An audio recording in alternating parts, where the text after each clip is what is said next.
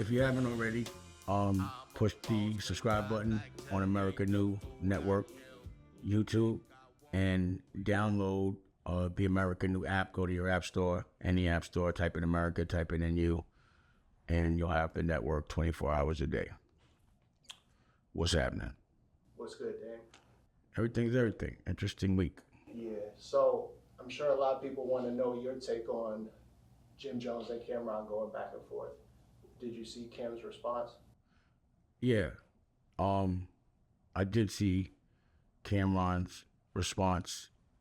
You know, I didn't see the whole interview that Jim did, but I did hear certain parts.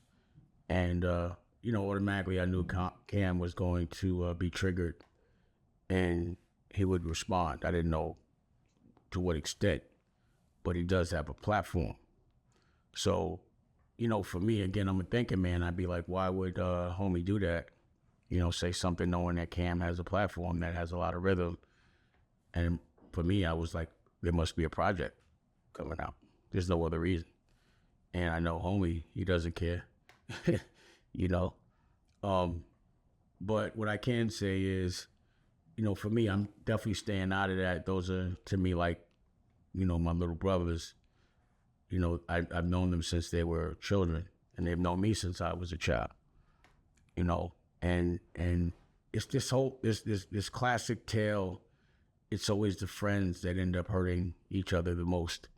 It's always your best friend. It's always the people you put on, and it's just, to me, systematically, it's been the behavior pattern within our culture is the people that we help the most and love the most and grew up with, are the coolest with, supposed to be your best friends, are usually the ones that hurt you. It's always like that.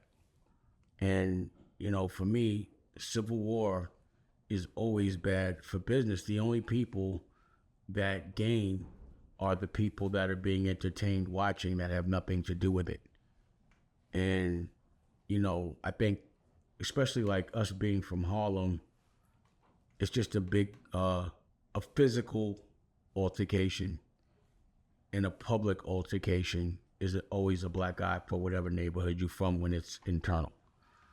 And, you know, I heard what you know, a couple people called me about what Jim said about me.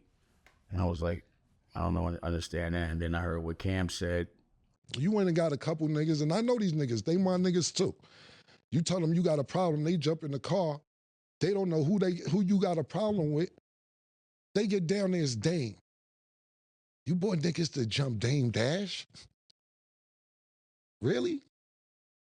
Dame Dash, you couldn't fight Dame Dash? Lucky the niggas that you bought was like, oh shit, hold on, I thought we was coming for some real beef. This Dame Dash. But Dame ain't no sucker. Dame was ready to fight all three of y'all. And then when Dame realized the other two niggas wasn't doing it, he said, I want to fight you. You said, I don't fight. Dame said, why you got muscles? You said, I got muscles to look good. You know why I know? Because it's on tape. Did I put the tape out? Did I tell niggas, yo, put that tape out? Because Dame was stunned. Dame said, yo, get the fuck off my block. Y'all niggas ain't about to do nothing. Dame was in downtown on Orchard Street acting like he was in Harlem and told niggas, yo, get the fuck off my block. I told niggas, don't put that tape out, man. It ain't worth it. You know, that was true. People ask me, it's been brought up. You know, Big Face Gary, he was appalled, but he was like, why didn't you ever tell us? You know, why didn't you ever tell us that he came to the block with his boys and you know, had to almost get into an altercation? And it was really like, when someone that I consider family, I've never been in a situation where someone that I consider family actually tried to have somebody physically put their hands on me. It blew my mind. The level of disrespect, it was so un-Harlem that it was embarrassing. That one of the ones that I raised would actually try to have me hurt. And for what? You know, what could have been done in that moment that you would physically want your man or someone that kind of helped you to get humiliated? Because that's all that would have been if somebody would have came on my block, or rather to my art gallery. It was my art gallery, and put their hands on me in front of my girl. So there was just no way that was going to happen without some degree of a fight. But again, what broke my heart was I felt like I raised everybody better than that, and it looked like a black eye to whatever I was teaching, It was just embarrassing. And, family business should be within family. But at the end of the day, it's all just been talk, We're all in our 50s, or I'm in my 50s. They must be getting ready to get in their 50s. And the violent tough thing is definitely never going to be the proper example that we want to lead by. Like, I know the younger versions of ourselves would have been laughing at us like, yo, sit y'all old asses down. When we were younger, we always laughed at everybody older that was trying to act young or doing young things. So the tough thing has been over since the 40s, probably early 30s. It was like, you're too old to me to be tough like past 30, your early 30s. It's family time. It's time to invest in your future. It's time to do things that you want your children to do. And fighting amongst your friends 20, 30 years later, your best friends, the people that you fought with to get where you had to go, the ones that was broke with you and then got rich with you, and you fought, that's not the proper example. And I can't even say nothing because I've led by the wrong example, me beefing with homeboy. But again, if you ask me, I'm just like a bystander in that. I never chose to get at any of my brothers unless they got at me publicly and I had to change a narrative. But there's a lot of stuff that just doesn't get said because it's not everybody's business. And at the end of the day, 50 started the shit it's an interview that happened with 50 and Cam, and it turned into, civil war verbally. And as long as we keep it on, words, it doesn't really matter. Nothing got said. I'm sure at some point, brothers fight and they get over it.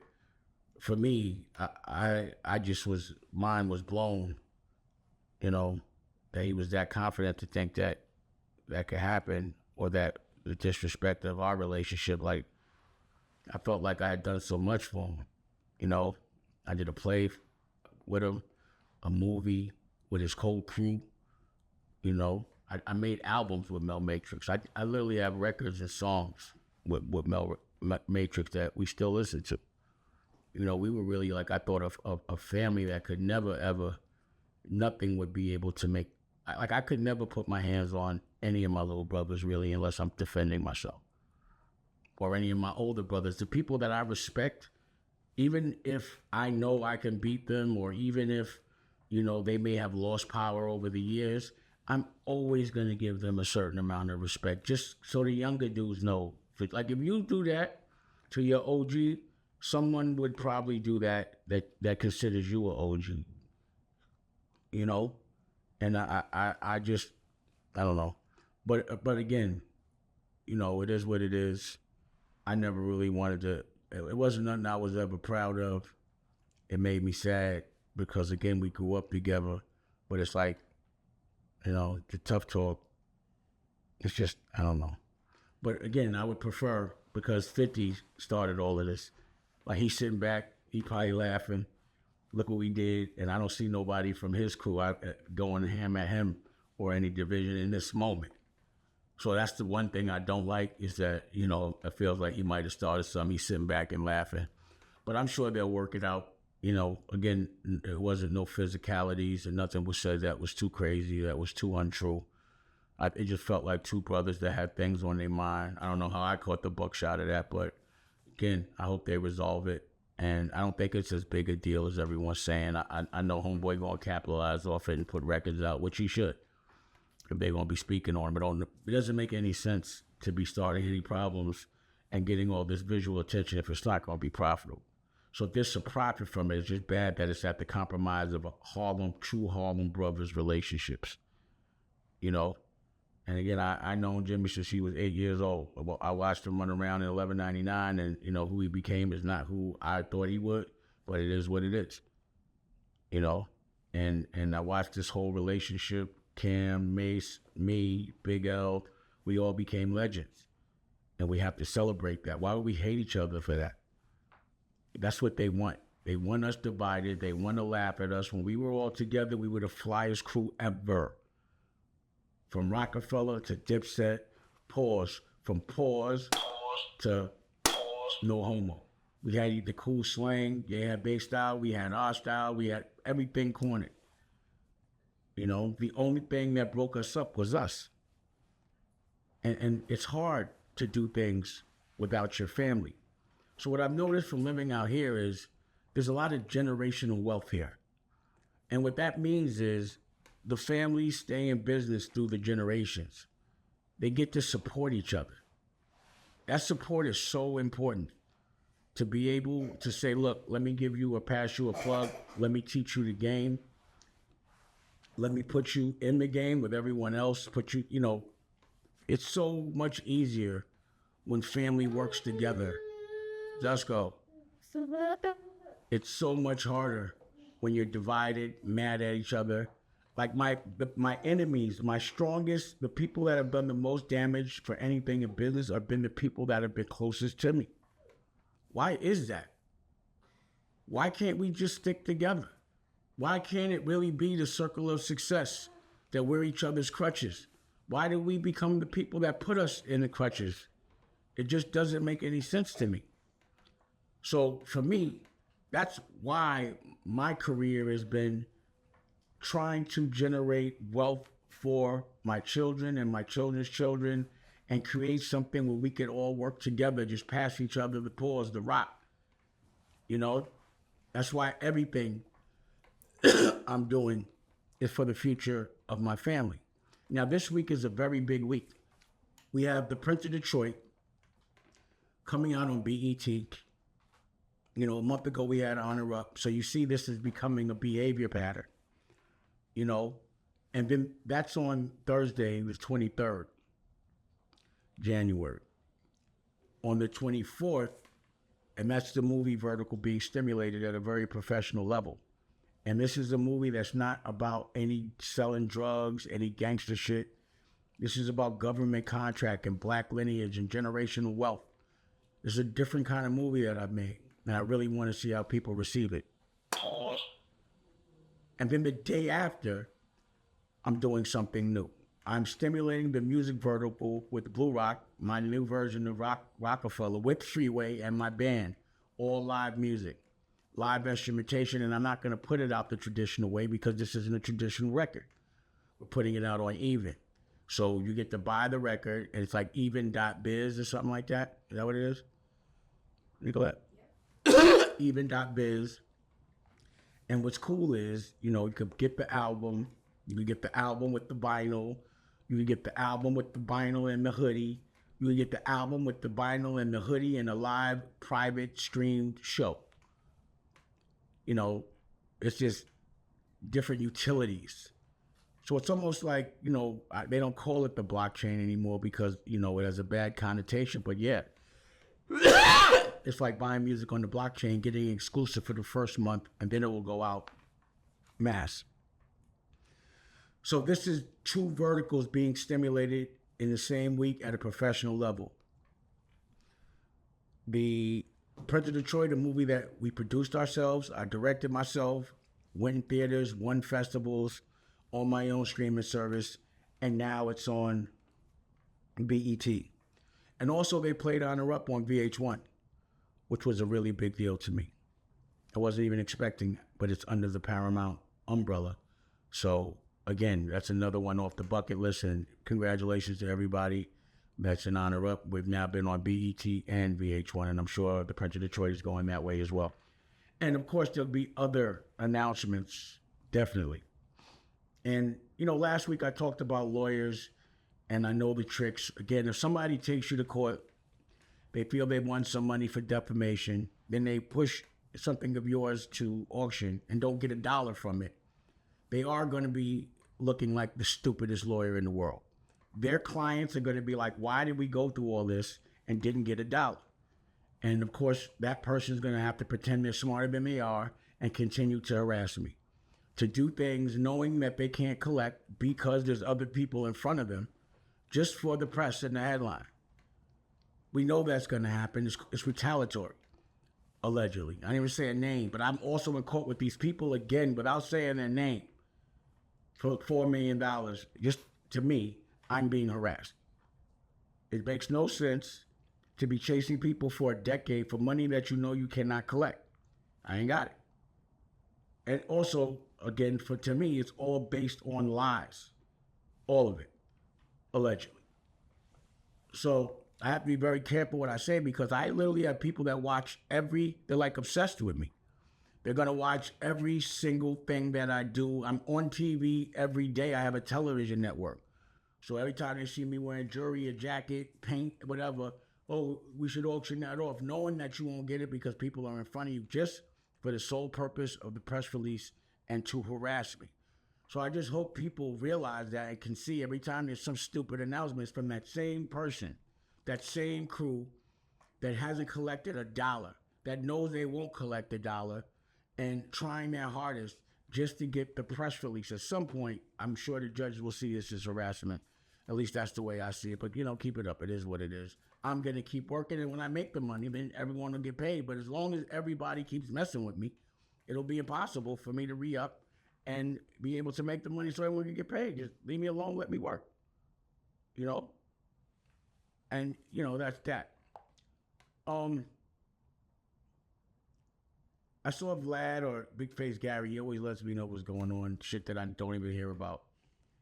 And, I guess Vlad was talking about me or whatever. And it's like, Vlad, again, I don't know what it is with you. It's like certain people, they become obsessed and it becomes like a decade of just, harassing me or just being in my business or trying to have a narrative.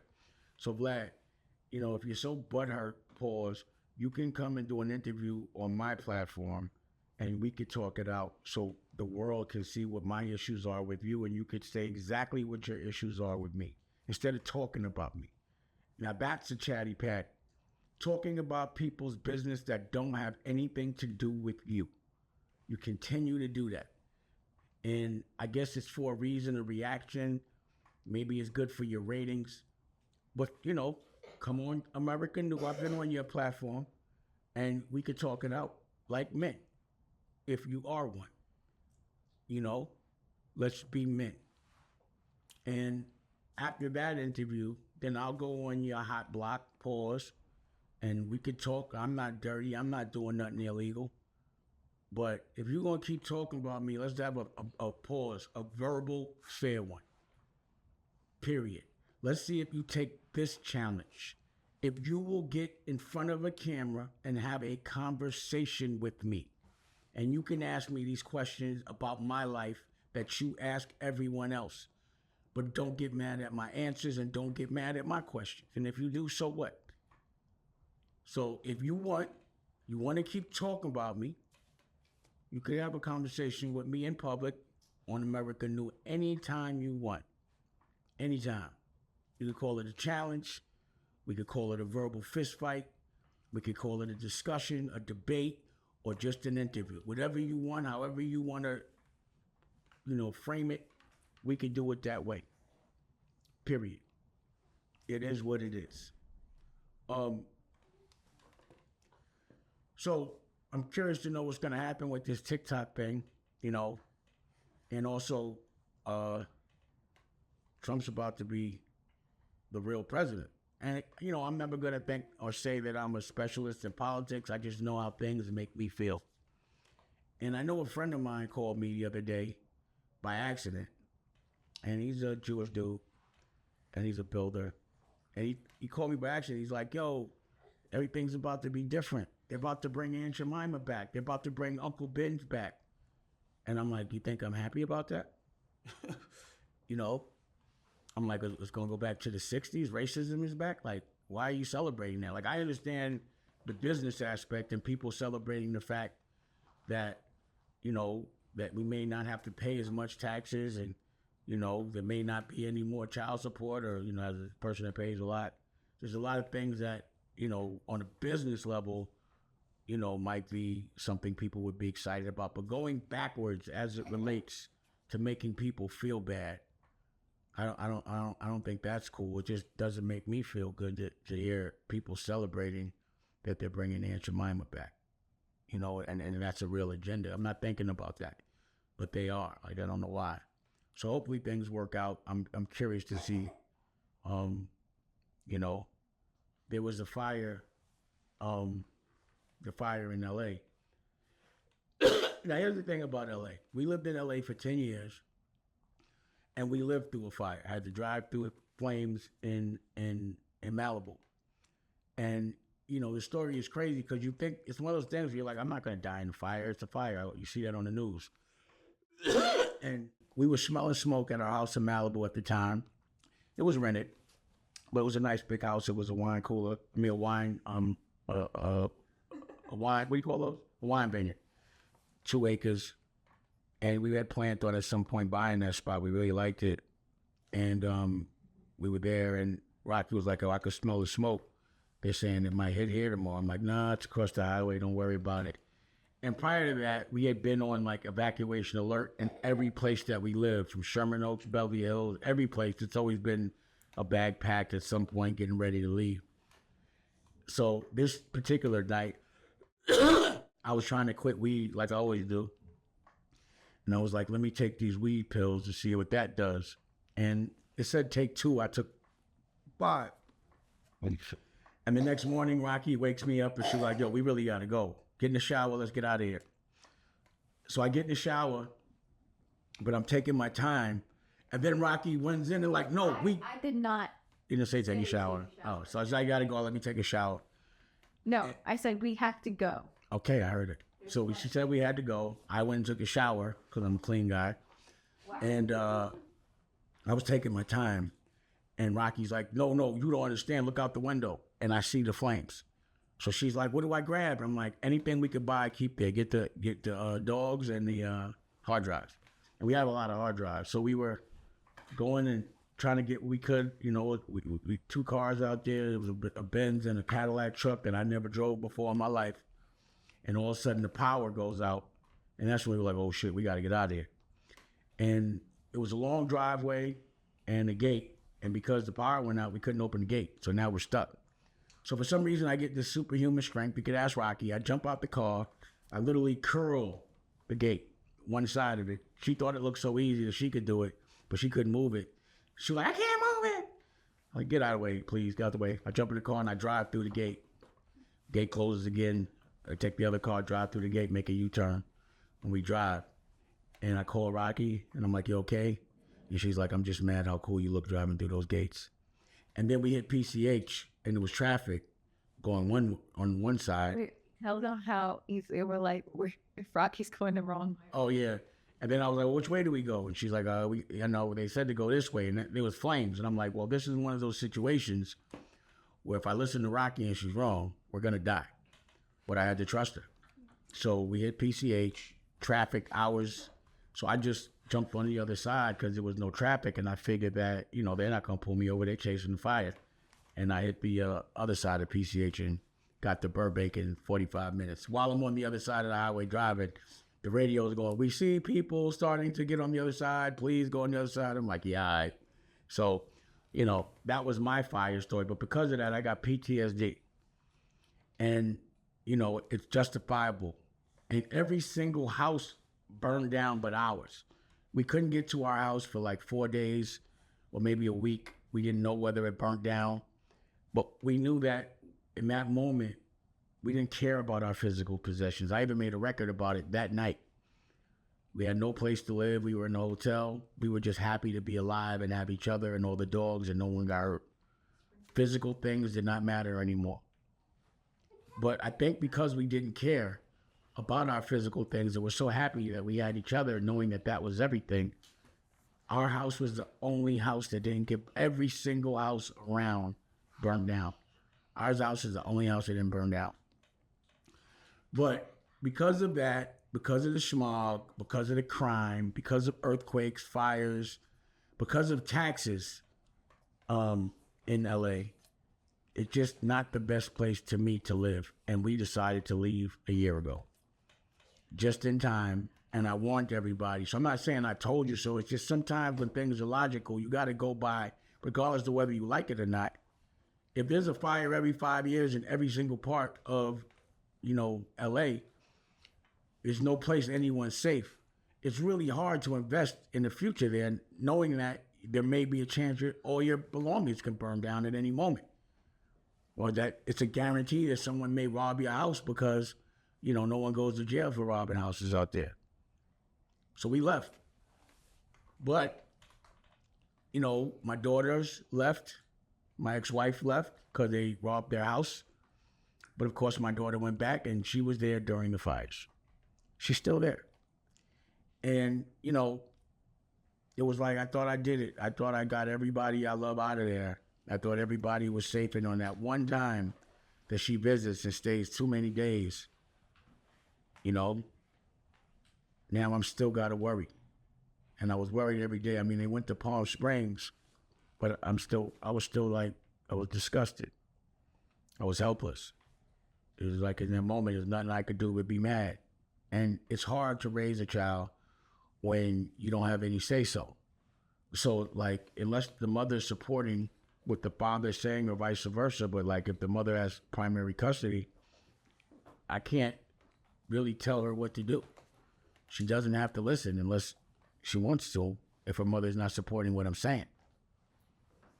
And a lot of times, you know, as an adult, you know, and being 53, I've watched children become adults. And I've watched the things that children have done that have affected them as adults.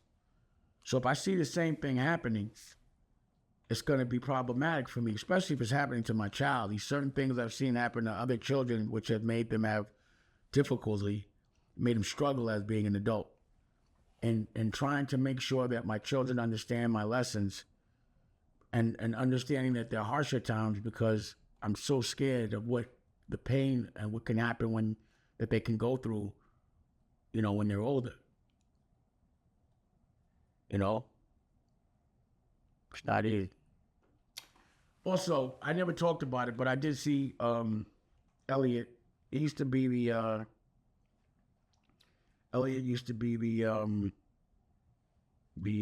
editor-in-chief of Double XL. And I'm going to tell you my Elliot story. I'm sure he's happy I'm talking about him. He was the editor-in-chief, and they did an article that was not complimentary to Rockefeller and me. And at the time, I was advertising Rockefeller, Rockware, whatever movie we were doing, like 3 or 4 ads a month or an issue in their publication. I'm like, I'm not going to spend this much money to support a magazine that's going to be saying things that hurt me. So I stepped in and we spoke. And he was being real stubborn because I was like, the only way I'm going to do an ad is if, you know, I need that cover. I need a cover. And every time a magazine would disrespect me, I'd be like, all right, I'm just not going to do ads unless you give me the cover. So if you look back at all the covers, more than likely those covers happened because they did something I didn't like. And he stood strong. And what I did was I just went to his head of sales because that's who pays the bills, is the sales. And we got that cover. But what Elliot did there, when he was on that show and he was hating on Cam and Mase, he was being so honest about hating. It was a glimpse of what it looks like behind closed doors, because the average reporter is not used to being asked questions about how they feel. They're used to asking other people questions. They're not used to being the ones that have the cameras on them and talking about how they feel in their personal business. I just think he got caught up just saying how he really feels and in front of TV. And I was like, wow, people really hate just because someone's doing something they're not, and they feel like they've been doing it a certain way for so long, and now someone just came in and figured it out and can leverage their celebrity. And I'm like, people really just hate. I was like, it's cool that he's being honest about it, but I was glad people could see what we're up against this in this industry. He was just the only one that said it in person. But if you can imagine how many people get mad at some young, innovative person because somebody old been trying it a certain way and can't, They hate everybody. And instead of loving it and helping and working with them, they articulate the fact that, yo, I'm a hater. How you gonna be impressed and be a hater? And you never even really participated in the art of hip hop other than judging it, but you never, did a record. You never got on a stage. You don't know what it takes to have and this much scrutiny on you every day. Why are you gonna hate on that person for understanding how to leverage all of that? And I saw he said sorry and all that, but it was just something I forgot to speak on because I was like, wow, it's funny how Cam are triggering people to be so honest about how they feel and they can't control themselves in front of a camera. It's bugging me out. So this week, we also put out our In Love for a Living, which is me and Raquel, and it was really well received. I was proud of that, and we're going to do more, which is why I finally got to put out the Christmas special, our In Love for a Living, Bosses Take Losses edition, or whatever you want to call it, but it was dope. And if I haven't said it yet, if you see this closed, you got the button, the pause button, you got the Anunnaki. You can order it. Just press the buy button or the shop button, and you can buy what you see. You've been seeing a lot of the green, that money green. Well, I hit them with the red today because this is, I know Tommy and them where they said this is the color for the Prince of Detroit. So I gave you that red Anunnaki. But what I wanted to do was because, I think people should know the meaning of the clothes that they wear. And I want to give people a little insight into, what an Anunnaki is or was or what people perceive it to be. So I'm going to answer some questions. Athletics, Pike and Jeff and them wrote some questions. And I think I'm going to answer them as relates to the Anunnaki. So, Nicky Licky.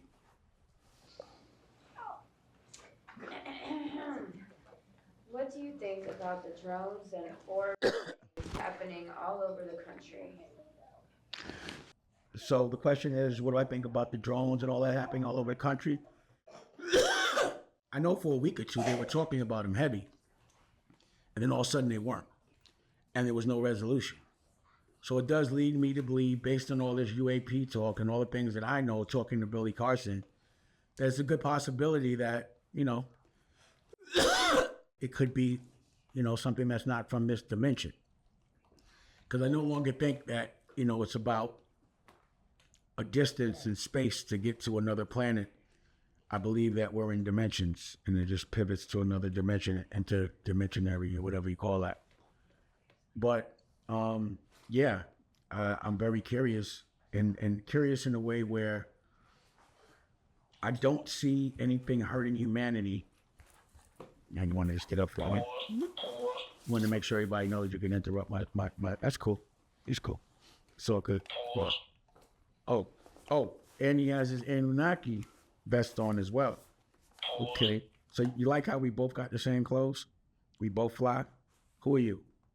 Let's go to kid. I did. Let's go to kid. That's a baby goat. Killing it. That's the Anunnaki vest. I got one of those. Where'd you get that? I bet you're the only one with that. Yeah, we make pause buttons too. This is all you. We have kids. And We have kids clothes on the site too. I was gonna say that, Hey. Yeah, so like I was saying, we have kids' clothes, we have adults' clothes, we have all type of stuff. So just press the shop button. If you want to be fresh and you want your kid to be as fresh as you, it's right there. Superfly. And what's the next question, Nicolette? Do you believe in aliens? I believe we're aliens. The question is, do I believe in aliens? I believe that, I don't know that we were the one, I don't know if we started off here. For me to think that we're the only people in the universe would be very arrogant, that we're the smartest human beings or beings, the most intelligent beings in the whole galaxy. Because there's always going to be bacteria and animals and things on other planets, but are they intelligent? So the question is, are there other intelligent life forces in other places other than Earth? It has to be. We can't be the first ones doing this.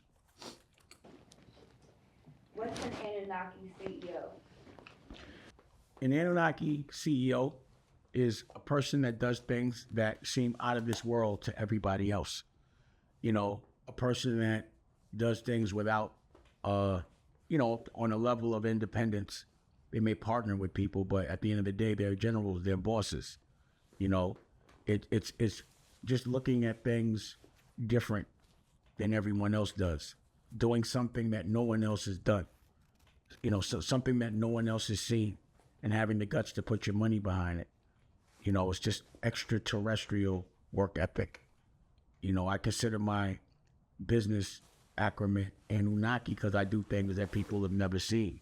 So someone directing their own movie and paying for their own movie and having their own streaming service and putting it on BET, that would be considered alien to most people.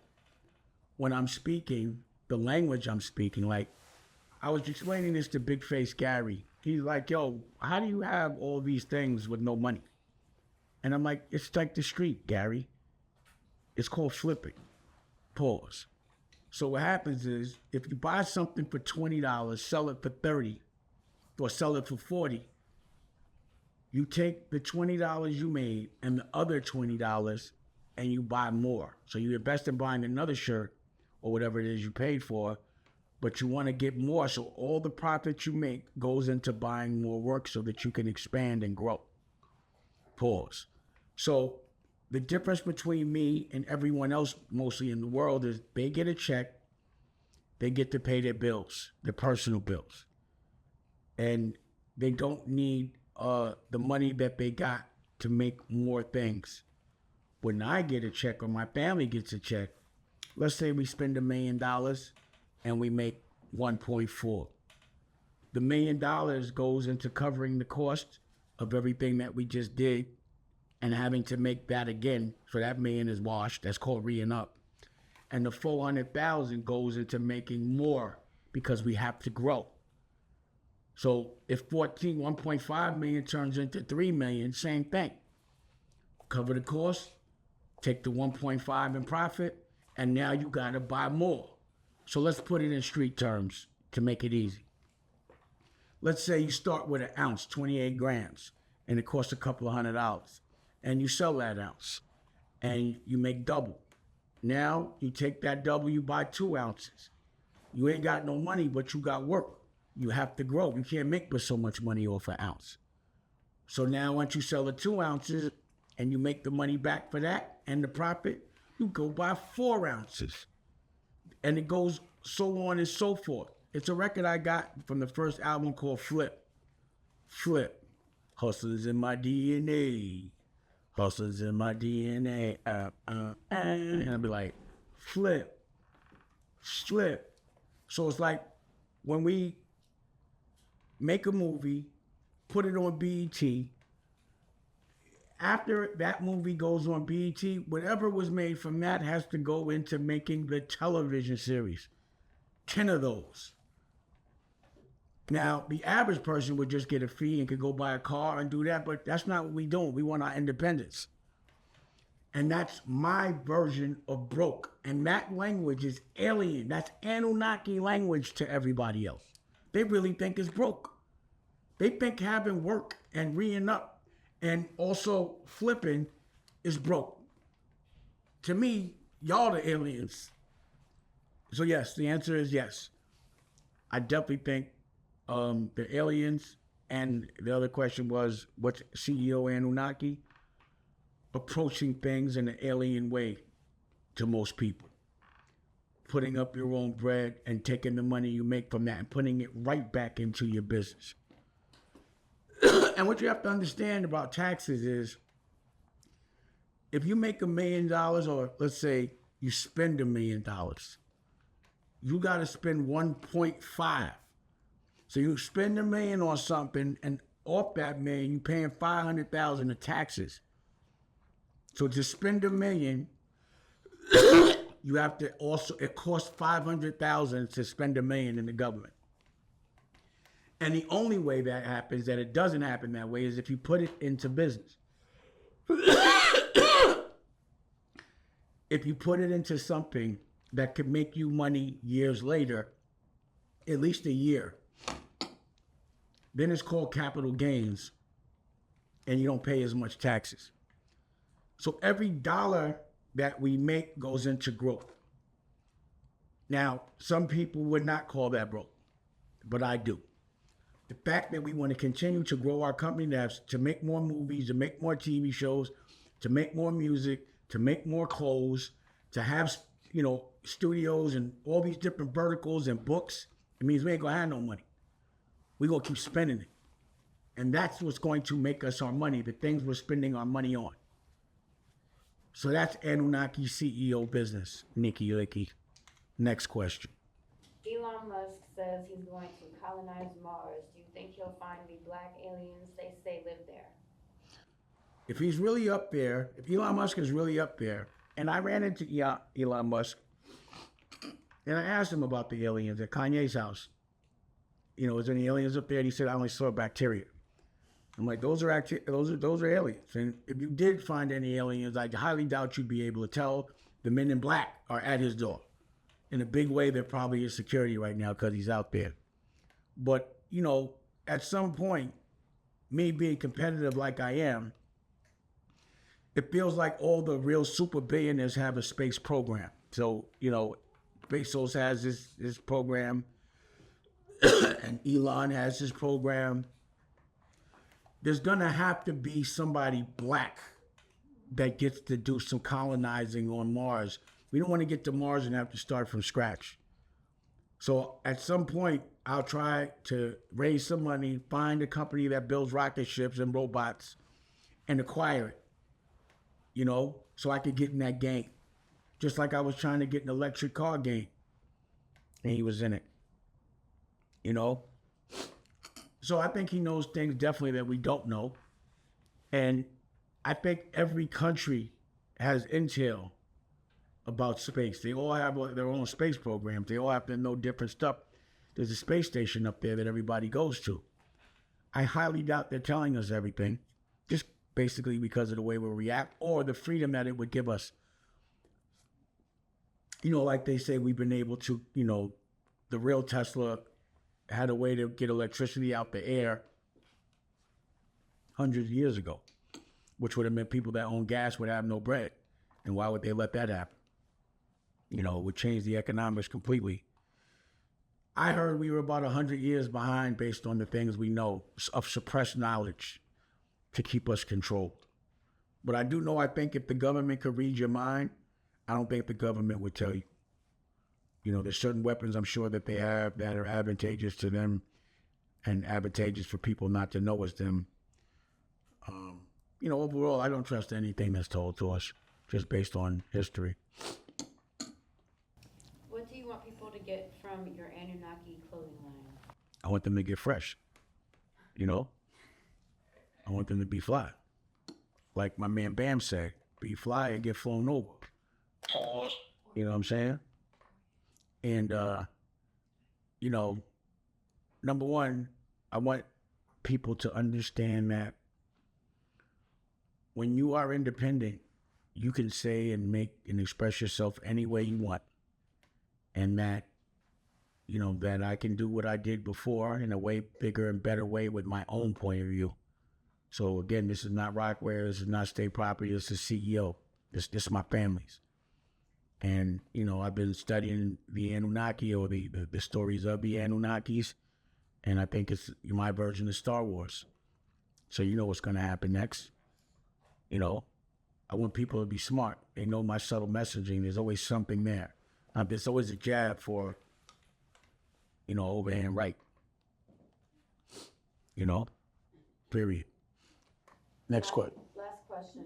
Alien can mean something as strange, frightening, or different from what you're used to. Do you think people should experience endeavors that are alien to them?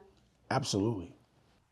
I think the reason why people don't make their dreams come true is because their ideas are foreign to everyone else and to themselves because they haven't happened and they get scared. Definitely. You have to deal with the unknown, because at some point, the unknown is always going to happen. Anything new that you haven't seen before that can usually make things better for you is unknown. And the challenge is to get past that fear of not being sure of what's going to happen unless you make it happen. But as far as aliens, you hear so much about certain things. And no one's ever seen any, so of course people will be scared. People are always scared of what they don't know. Always. And it always stops people from moving forward. You have to embrace those feelings and move forward. And that's the test. You have to attack the unknown with being cognizant of staying safe, and being legal. As long as it's legal, as long as you stay safe, you can go ahead and try anything to me. And, if aliens or people's or Anunnakis or unfamiliar beings pop up, I'm not going to be scared. There's nothing I could do. I find that scared is underrated, because either way, an emotion doesn't stop what's about to happen. So why be scared of it? Just face it and look cool while it happens. That's the commitment you have to make when you're about to step into a fight. Win or lose, you're just going to fight hard, and that's going to be the W. So when I get into a situation where I think I got to fight more than one person, I'm not saying that I'm going to physically beat them. The win is going to be that I fought my hardest, that I didn't just let people hit me. I'm never going to just let people hit me. I'm always going to fight back. It don't mean that I might get the best of that person. They might get the best of me, but I gave my best. People don't usually judge the win. They judge who actually won. They judge who fought the hardest and gave the most heart. There's fighters like Arturo Gotti that didn't used to win a lot, but he used to leave it all in the ring. Pause.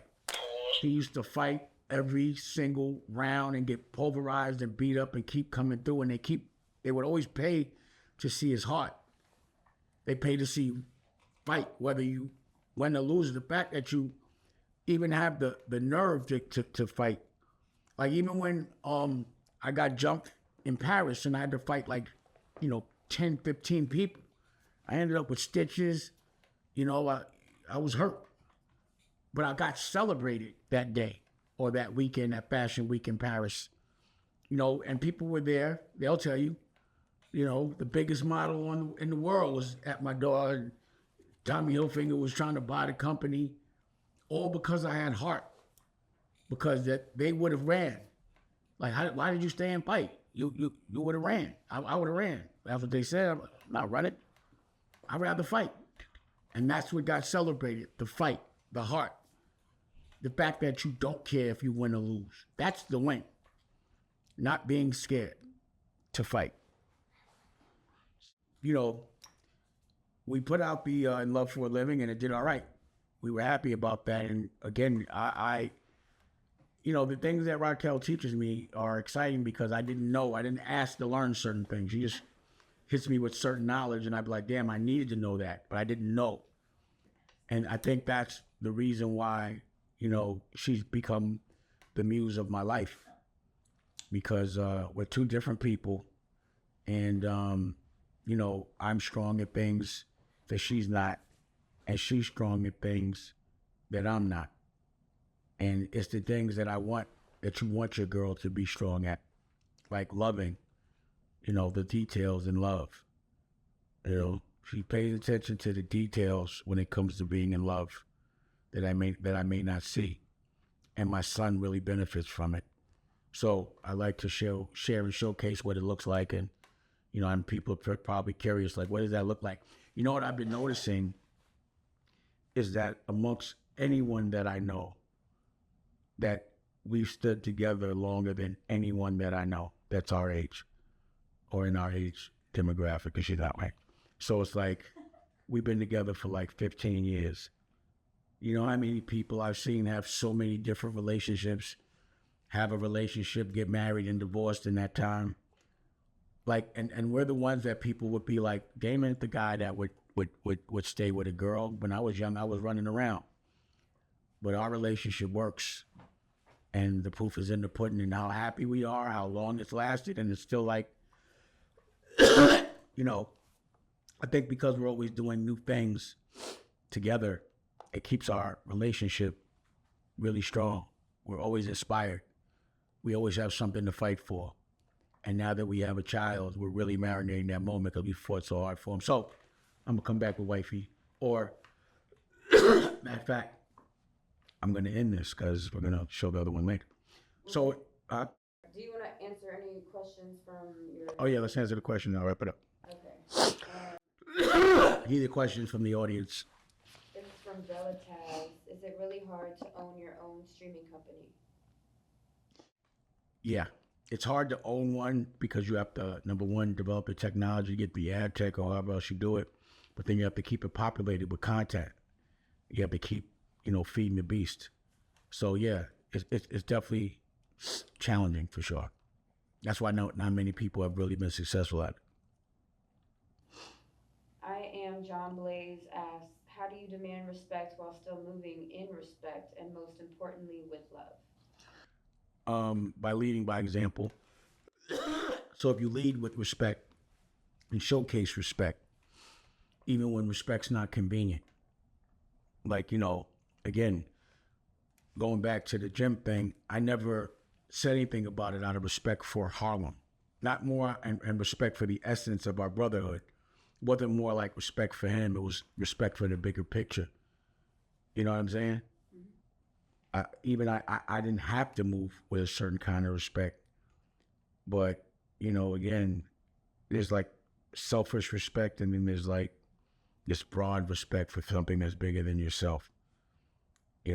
So if I lead with that, I expect people to do it. And if I do it, then I really have an excuse to be upset when people don't. So if I'm disrespectful, it's crazy how disrespectful people feel so disrespected when someone disrespects them. It's like, people that talk about people for a living all day long, get paid for it. And you say one word about them and they get upset. It's like, don't you get paid for a living to talk about other people? Why are you so upset when I talk about you? And that's all you do is talk about people. It's that kind of thing. Next question. Those were the best ones. Okay. So just remember, on Thursday, The Prince of Detroit comes on BET. And on Friday, you can go to even.biz and you can get the Freeway Black Guns Project. And, you get the package with the vinyl, the hoodie, and also you'll be able to see the actual making like you're sitting in the studio. We've been editing this all week. Every single record in the studio like you're there. You watch what real rock and roll and how it's made. And again, you'll see us do something that you haven't seen us do before, something different, a new drug, rock soul. And I guarantee you everybody's going to start doing rock and roll just like everybody started to do country.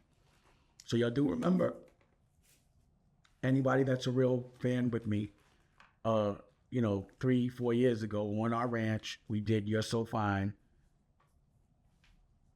And then now I'm doing the rock and roll. And after we did You're So Fine country music, everybody's wearing cowboy hats. Everybody's doing country music. And that's cool. That's why I did it. I wanted to change things. And now I want to see everybody do rock and roll. So like, how the Wiz be like, the color is red. Go to bed. Now in music, let's go rock and roll with soul. Let's see if you could do that. And we'll hit the road. Me, I'm always ready for any rock band to challenge me. I'm with it. And, I'll see y'all when I get there.